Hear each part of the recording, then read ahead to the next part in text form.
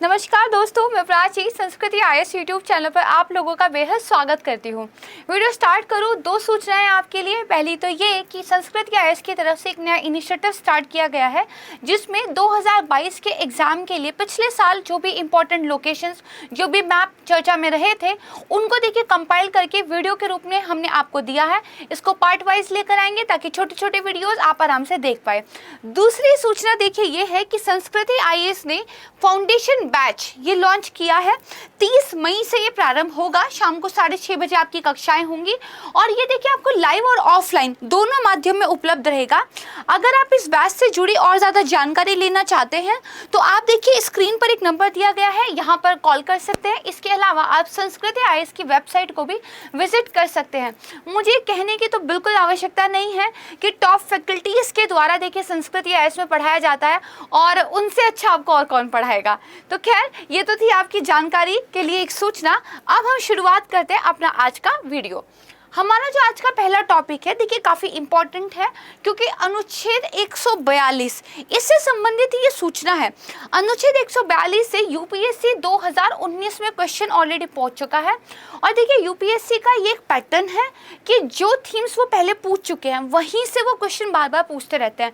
Question हमेशा नए रहते हैं बट थीम्स उनकी सेम रहती है। यानी कि अगर आर्टिकल 142 को वो 2019 में पूछ चुके हैं तो बहुत संभावना है कि ये जो है आने वाले एग्जाम्स में भी पूछ लिया जाए। तो सबसे पहले तो हमें कंटेक्स्ट समझना होगा कि आखिर ये चर्चा में क्यों है। देखिए, राजीव गांधी एसिनेशन के बाद कुछ लोगों को मृत्युदंड दिया गया था। उन्हीं में से जो एक थे उनका नाम था देखिए पेरारीवलन। यहाँ पे आप उनकी फोटो देख सकते हैं। इनको भी देखिए मृत्युदंड मिला था। समय के साथ इसको देखिए आप कह सकते हैं लाइफ इम्प्रिजनमेंट में बदल दिया गया था, उम्र कैद में। लेकिन इनकी माता के द्वारा, कुछ अन्य लोगों के द्वारा इनकी रिहाई के लिए, आप कह सकते हैं इनकी माफ़ी के लिए काफ़ी लंबे समय से कैंपेन चल रही थी। क्योंकि जिस वक्त इनको गिरफ्तार किया गया था इनकी उम्र महज 19 साल थी और इनका कहना यह था कि मैंने सिर्फ 2 बैटरी सप्लाई की थी और मुझे पता भी नहीं था कि उन बैटरीज का क्या यूज़ होगा। खैर, अभी देखिए हुआ क्या कि इन्होंने अपनी माफ़ी की जो है याचिका डाली हुई थी, तो जो कैबिनेट थी उसने इनको माफ़ कर दिया था। बेसिकली उन्होंने जो है मंजूरी दे दी थी और फिर उसको कैबिनेट ने जो है राज्यपाल जी को सौंप दिया था। क्योंकि देखिए माफ़ी करने की, क्षमा प्रदान करने की जो पावर होती है वो राज्यपाल या राष्ट्रपति के पास ही होती है। तो हुआ ये, प्रॉब्लम यहाँ से शुरू हुई कि जो राज्यपाल थे उन्होंने 2-2.5 सालों तक इस पर कोई एक्शन ही नहीं लिया। और इसके बाद जब उन पर थोड़ा प्रेशर आने लगा तो उन्होंने इसको राष्ट्रपति को रेफर कर दिया। तो यहाँ पे सरकार का कहना ये था, राज्य सरकार का, कि पहले तो आपने 2-2.5 साल तक इस पर कोई मतलब एक्शन ही नहीं लिया और इसके बाद आपने जो ये आप कह सकते हैं ये जो निर्णय है ये राष्ट्रपति जी के पास रेफर कर दिया है। इस तरह का कोई भी अधिकार आपको जो है कॉन्स्टिट्यूशन ऑफ इंडिया नहीं देता है। तो यही सब चल रहा था। इसी बीच सुप्रीम कोर्ट जी आए। उन्होंने कहा नॉक नॉक, मैं भी हूँ यहाँ पर और मेरे पास एक बहुत अच्छी पावर है जिसके सामने और किसी की फिर चलती नहीं है, और वो है पूर्ण न्याय का अधिकार सुनिश्चित करने के लिए मैं आदेश दे सकता हूँ। ठीक है, तो ये जो पूर्ण न्याय हो यानी कि कंप्लीट जस्टिस होना चाहिए और इसको करने के लिए सुप्रीम कोर्ट जी कुछ भी कर सकते हैं। ये जो उनको पावर मिली हुई है यही मिली हुई है आर्टिकल 142 के तहत। तो इसीलिए ये ज़्यादा इम्पॉर्टेंट है, क्योंकि अगर सुप्रीम कोर्ट जी को ऐसा लगता है कि देखिए जो कुछ न्याय कानून है जो चल रहा है ठीक है वो सही है, लेकिन मुझे अगर कंप्लीट जस्टिस देना है तो इसके लिए मुझे थोड़ा सा आगे जाना पड़ेगा, तो वो आगे भी जा सकते हैं। अगर उनको कोई आदेश देना पड़ेगा कि आप ये करिए सरकार को या राज्य सरकार को या किसी को भी उनको कुछ कहना पड़ेगा तो वो कह सकते हैं। तो कंप्लीट जस्टिस ये जो है ये देने के लिए सुप्रीम कोर्ट के पास बहुत सारी पावर है और ये आर्टिकल 142 में ये हुआ। तो अब सुप्रीम कोर्ट जी आए, उन्होंने नॉक नॉक किया। उन्होंने कहा भाई मेरे पास बहुत तगड़े वाली पावर है और उन्होंने कहा मैं इस पावर का यूज़ करते हुए जो है राज्यपाल को ये आदेश देता हूँ कि आपने जो ये राष्ट्रपति जी के पास भेजा गया है इसको साइड कीजिए, हम जो है इनको रिहाई देते हैं। और उन्होंने इसके साथ ही एक और बात बोली, important for you to note down, कि जो राज्यपाल हैं जब वो अपनी क्षमादान शक्ति को एक्सरसाइज करते हैं तो इसके लिए उनको देखिए जो कैबिनेट है उससे बाध्य रहना पड़ेगा। यानी कि जैसे कैबिनेट कहेगी आपको वैसे करना पड़ेगा, and it is mandatory upon you, यानी कि कैबिनेट ने अगर कहा है कि माफ़ी दी जानी चाहिए तो दी जानी चाहिए, क्योंकि जो राज्यपाल है या फिर राष्ट्रपति भी जो है अपनी शक्ति का जो प्रयोग करते हैं वो जो है आप कह सकते हैं मंत्रिमंडल की सलाह पर ही करते हैं। तो ये चीज़ आप ध्यान रखिएगा। तो यहाँ पर यही बताया गया है कि जो जस्टिस एल नागेश्वर की बेंच थी, उन्होंने देखिए अनुच्छेद 142 का इस्तेमाल करते हुए जो पैरालीवलन है उनको रिहा करने का आदेश दिया है। संविधान का अनुच्छेद 142 ये सुप्रीम कोर्ट को इस बात का विशेषाधिकार देता है कि यदि कोई संबंधित मामला ऐसा है, जब तक कोई अन्य कानून नहीं आ जाएगा तब तक जो है उस पर कोई भी फैसला दे सकता है। आप सिर्फ इतना ध्यान रखिएगा कि ये जो अनुच्छेद 142 है, इसके तहत उच्चतम न्यायालय अपनी अधिकारिता का प्रयोग करते हुए ऐसी डिक्री पारित कर सकेगा या ऐसा आदेश दे सकेगा जो उसके समक्ष लंबित किसी वाद या विवाद में पूर्ण न्याय करने के लिए आवश्यक हो। जैसे कि एग्जाम्पल मैं देती हूँ, जो राम मंदिर विवाद था, इसमें सुप्रीम कोर्ट ने कंप्लीट जस्टिस हो, इसके लिए सरकार को ये आदेश दिया कि आपको कुछ भूमि जो है मस्जिद के लिए देनी पड़ेगी, क्योंकि सुप्रीम कोर्ट का मानना यह था कि वहाँ तो मंदिर ही बनना चाहिए, ये तो एक प्रूवन फैक्ट है, लेकिन मस्जिद के लिए भी फिर आपको जगह देनी चाहिए, क्योंकि इतने लंबे समय तक वहाँ पर मस्जिद भी थी। तो उन्होंने एक जमीन देने का जो आदेश दिया, ये बेसिकली 142 के तहत कंप्लीट जस्टिस सुनिश्चित करने की अपनी पावर का उपयोग करते हुए दिया था। एक एग्जाम्पल से आप समझ गए, राइट। अब देखिए, ये जो 142 है, ये सुप्रीम कोर्ट को क्या एक विशेषाधिकार देता है, जिसके तहत अगर संबंधित मामले में कोई अन्य कानून लागू नहीं है, कोई ऐसी चीज नहीं है जिससे हम देख के अभी अपना फैसला ले सके, तो सुप्रीम कोर्ट वहां पर जो है अपना फैसला दे सकता है। ठीक है। और 2019 के पेपर में यही जो है यूपीएससी ने पूछ लिया कि अनुच्छेद 142 के बारे में उन्होंने एक स्टेटमेंट दी और पूछा कि इसका मतलब क्या निकलता है। ठीक है, तो वो क्वेश्चन आप देख लीजिएगा।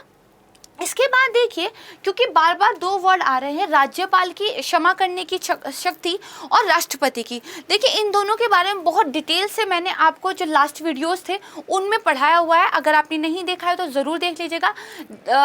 वो जो वीडियोस हैं वो बहुत इंपॉर्टेंट है, क्योंकि उसके अंदर इस चीज़ को बहुत अच्छे से मैंने जो है कवर किया हुआ है।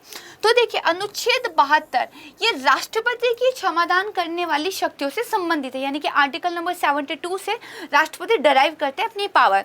वहीं जो आर्टिकल नंबर 161 है, ये देखिए राज्यपाल की शक्ति प्रदान करने की जो है वहाँ जो है उससे ये संबंधित है। ठीक है। इन शक्तियों के तहत जो दोष सिद्ध कैदी है वो दया याचिका प्रस्तुत करके अपनी सजा को माफ कराने के लिए राष्ट्रपति या राज्यपाल से गुहार कर सकता है। तो 3 आर्टिकल 142, 72 एंड 161 है ना, you must be remember it. चलिए नेक्स्ट टॉपिक देखते हैं। अभी देखिए, जैव जो ईंधन नीति थी उसमें संशोधन का प्रस्ताव जो है हुआ है, और गवर्नमेंट ने जो 20% एथेनॉल मिश्रण की एक डेडलाइन रखी थी उसको प्रीपोन कर दिया है, यानी कि थोड़ा पहले कर दिया है। देखिए, सरकार ने कहा अभी लगभग 10% इथेनॉल जो है हम पेट्रोल में ब्लेंड कर रहे हैं, मिला रहे हैं। इस चीज़ को 20% करने की ज़रूरत है, और पहले ये जो टारगेट रखा गया था 2030 रखा गया था, उस टारगेट को उन्होंने देखिए जल्दी करके 25-26 कर दिया है। और ऐसा करने के लिए उन्होंने क्या किया है, राष्ट्रीय जैव ईंधन नीति 2018 में संशोधन किया है कि 20% एथेनॉल को अब जो है हम ब्लेंड करेंगे। यहाँ पर आप देख सकते हैं कि ethanol blend in petrol to be reach to 20% in 3 years. Okay, क्योंकि 22 चल रहा है, 25 तक देखिए ये करना है, तो 3 साल के अंदर अंदर टारगेट आपको प्राप्त करना है। ये मैंने आपको बता दिया। एथेनॉल होता क्या है? देखिए, आप सबको पता है कि भारत के डीजल और पेट्रोल पर निर्भरता बहुत ज़्यादा है, और इसके लिए हम इंपोर्ट पर बहुत ज़्यादा डिपेंड करते हैं। तो अगर हमें इन पर अपनी निर्भरता को कम करना है तो हमें कुछ ऑल्टरनेट ढूंढने पड़ेंगे। ऐसा एक ऑल्टरनेट है इथेनॉल। ये क्या है, एक बायो ईंधन है, यानी कि एक जैव ईंधन है, बायोफ्यूल है। अगर देखिए आप 100 लीटर पेट्रोल में 20 लीटर एथेनॉल मिला लेते हैं तो आपका 20 लीटर पेट्रोल की खपत तो कम हुई ना। और ऐसा अगर आप बहुत बड़े पैमाने पर करते हैं, पूरे देश की जितने भी वाहन हैं उस सब में करते हैं, तो देखिए कितना आपका जो है पेट्रोल पर डिपेंडेंसी कम होगा। दूसरा क्या होता है, क्योंकि इसको आपने प्लांट से, पौधों से प्राप्त किया है, तो ये क्या रिन्यूएबल एनर्जी सोर्स है। दूसरा क्या है, इससे वैसा प्रदूषण नहीं होता है जैसा पेट्रोल से होता है, तो ये थोड़ा सा क्या है, इन्वायरमेंट फ्रेंडली भी है। तो विन विन सिचुएशन है, आपकी डिपेंडेंसी कम होगी, इन्वायरमेंट फ्रेंडली भी है, और इसके अलावा क्या है, रिन्यूएबल है। तो इसी चीज़ को ध्यान में रखते हुए जैव ईंधन नीति गवर्नमेंट लेकर आई थी, जिसमें उन्होंने कहा था कि पेट्रोल के अंदर एथेनॉल का हम ब्लेंड करेंगे। अब देखिए ये क्या है, एक जैव ईंधन है, ये मैंने आपको बताया। जिसका उत्पादन कैसे होता है, मैंने बताया प्लांट से होता है। तो चावल हो, चावल की भूसी हो, गेहूं हो, आलू हो, गन्ना हो, इन सब जो कृषि उत्पादों से जो है इसका आप कह सकते हैं प्रोडक्शन होता है। किण्वन की प्रक्रिया, फर्मेंटेशन की प्रोसेस से एथेनॉल बनता है। इस कीवर्ड को ध्यान रख लीजिएगा, राइट। अब देखिए जो एथेनॉल का उत्पादन है, वो जो गन्ने का शीरा है उसमें किण्वन की प्रक्रिया के द्वारा होता है। एथेनॉल के अंदर देखिए ऑक्सीजन होती है, और हमें पता है कि पूर्ण दहन के लिए, इंजन के अंदर प्रोपल्शन के लिए ऑक्सीजन बहुत इंपॉर्टेंट होती है। तो इसीलिए ईंधन के आसान और पूर्ण दहन की क्या है, ये हमें अनुमति देता है। तो इस वजह से क्या है, ये इंपॉर्टेंट है। अब देखिए एक वर्ड आया, राष्ट्रीय जैव ईंधन नीति 2018। बेसिक नॉलेज हमें होनी चाहिए। देखिए ये जो राष्ट्रीय जैव ईंधन नीति है, इसे नवीन और नवीकरणीय ऊर्जा मंत्रालय ने 2009 में लागू किया था। मैं दो मिनिस्ट्रीज का नाम बोलूंगी, दोनों बहुत ध्यान से समझना है। 2009 में जो जैव ईंधन नीति लागू हुई थी वो हुई थी नवीन और नवीकरणीय ऊर्जा मंत्रालय के द्वारा, ठीक है। इसके बाद देखिए इसके स्थान पर राष्ट्रीय जैव ईंधन नीति 2018 आई, और ये पेट्रोलियम और प्राकृतिक गैस मंत्रालय ने 4 जून 2018 को अधिसूचित किया। यानी कि अब जो आपकी नई जैव ईंधन नीति है, तो किस मिनिस्ट्री के द्वारा इसको अधिसूचित किया गया था, पेट्रोलियम और प्राकृतिक गैस मंत्रालय के द्वारा। तो दिस इज वेरी इंपॉर्टेंट, ये थोड़ा सा ध्यान रख लीजिएगा। अब हम चलते हैं अपने तीसरे टॉपिक की तरफ। देखिए एक आर्टिकल आया था जिसमें actually high range mountain lands के प्रोजेक्ट के बारे में बात कही गई थी। तो आर्टिकल तो हमारे एग्जाम के लिहाज से इंपॉर्टेंट नहीं है, बट ये प्रोजेक्ट इंपॉर्टेंट है क्योंकि इसको UNDP, United Nation development programme की मदद से देखिए चलाया जा रहा है। तो ये जो पर्यावरण, वन और जलवायु परिवर्तन मंत्रालय है, केरल सरकार है और यूएनडीपी है, इनके बीच साझेदारी से चल रहा है। इस परियोजना का उद्देश्य क्या, भाई कोई प्रोग्राम है, 3 लोग मिले हुए हैं, तो कुछ तो उसका उद्देश्य भी होगा, होना ही चाहिए। तो देखिए पश्चिमी घाट, जो आपके वेस्टर्न घाट हैं, उनका जो पर्वतीय परिदृश्य है, यानी कि जो आपका माउंटेन लैंडस्केप है, वहाँ पर जैव विविधता का संरक्षण करने के लिए एक बहुउपयोग प्रबंधन ढांचा विकसित करना है। यानी कि आप वेस्टर्न घाट की जो बायोडाइवर्सिटी है उसको प्रोटेक्ट करने की बात कर रहे हैं, और ये जो है इस प्रोग्राम के तहत हो रहा है। इसीलिए देखिए केरल सरकार का नाम भी थोड़ा सा ध्यान रख लीजिएगा। अब देखिए मैंने बताया एक प्रोजेक्ट है, उसमें यूएनडीपी पार्टिसिपेशन कर रहा है, तो यूएनडीपी के बारे में पता होना चाहिए। देखिए संयुक्त राष्ट्र का क्या है, एक नेटवर्क है, इसका जो हेडक्वार्टर है वो न्यूयॉर्क में है। ये गरीबी उन्मूलन, असमानता को कम करने के लिए लगभग 70 देशों में काम करता है। इसके अलावा देखिए ये नीतियाँ, ठीक है, लीडरशिप जो है, कौशल, साझेदारी क्षमता, संस्थागत क्षमता को बढ़ाने और लचीला करने में भी मदद देता है। तो हेडक्वार्टर पता हो, उद्देश्य पता हो, फुल फॉर्म पता हो, और यूनाइटेड नेशन के विकास से संबंधित एक नेटवर्क का पार्ट है, इतना पता हो, डेट विल बी सफिशिएंट। अब देखिए 4 टॉपिक की तरफ चलते हैं। Drought in numbers report 2022। देखिए जो हमारा यूएनसीसीडी है, यानी कि United Nation convention to combat desertification, मरुस्थलीकरण को रोकने के लिए जो कन्वेंशन है यूनाइटेड नेशन का, उसका भी 15वां सम्मेलन यानी कि COP 15 हो रहा है। कहाँ हो रहा है, वेरी इंपॉर्टेंट। तो जो आइवरी कोस्ट है उसमें जो आबीजान है वहाँ पर ये हो रहा है। This is very interesting name ना, Abidjan, I found it very interesting, right. चलिए तो यहाँ पर देखिए जब ये COP 15 हो रहा था तो एक रिपोर्ट जारी की गई जिसका टाइटल था ड्रॉट इन नंबर्स 2022, ठीक है। और इसको लेके देखिए एक आर्टिकल फिर आया हुआ था। तो आइए इस रिपोर्ट के बारे में देखते हैं। देखिए 2000 से सूखा पड़ने की जो घटनाएं थी उनकी संख्या और अवधि में 29% का इंक्रीमेंट देखने को मिला है। अगर 1998 से 2017 के बीच की बात करें तो ड्रॉट की वजह से $124, ठीक है, अरब डॉलर का वैश्विक नुकसान जो है हमें झेलना पड़ा है, आर्थिक नुकसान। तो देखिए विश्व के अनेक हिस्सों में जो है सॉइल के अंदर नमी में कमी आई है, कुछ देशों में शुष्क परिस्थितियां पैदा हो रही है, जबकि कुछ जगह बाढ़ आ रही है। तो बड़ी इम्बैलेंस सी सिचुएशन हो गई है, कहीं तो सूखा ही पड़ रहा है, कहीं बाढ़ ही आ रही है। जैसे नॉर्थ ईस्ट में भी देखिए क्या हालत हो रही है, और दिल्ली में देखिए कितनी गर्मी हो रही है। ठीक है, इसके बाद देखिए हिमनद जो होते हैं, ग्लेशियर्स जो होते हैं, इनके पिघलने की रफ्तार में तेजी आई है, जिसकी वजह से धीरे धीरे नदियों के अंदर जो ताज़ा फ्रेश वाटर था उसकी कमी हमें देखने को मिल रही है, क्योंकि अचानक से ग्लेशियर्स पिघलते हैं, नदी से वो सारा पानी बह के जो है समुद्र में मिल जाता है और खारा पानी बन जाता है। और क्योंकि ग्लेशियर्स मेल्ट हो गए हैं, तो अब नदियों के अंदर जो धीरे धीरे कंसिस्टेंटली एक फ्रेश वाटर की फ्लो होता रहता था, वो नहीं हो रहा है। अब देखिए जो COP15 जिसके अंदर ये रिपोर्ट रिलीज की गई, इसकी थीम हमें पता होनी चाहिए, land life legacy from scarcity to prosperity, यानी कि भूमि जीवन विरासत अभाव से समृद्धि की ओर। तो ये आपको पता हो कि इसकी थीम थी। आइवरी कोस्ट अबीजान में ये हो रहा है, COP15 है, क्या है, UNCCD है, इसके द्वारा रिपोर्ट रिलीज की गई है। इतनी इंफॉर्मेशन पता है तो इनफ है। अब देखिए हमारा आज का लास्ट टॉपिक, अगेन एक और रिपोर्ट है, state of the global climate in 2021 report. तो देखिए WMO की तरफ से एक रिपोर्ट ये दी गई है, जिसमें उन्होंने बताया पिछले जो 7 साल थे वो बहुत ज़्यादा गर्म रहे हैं। ये तो हम भी फील कर पा रहे हैं, बहुत गर्मी है भाई, है ना। चलिए देखते हैं।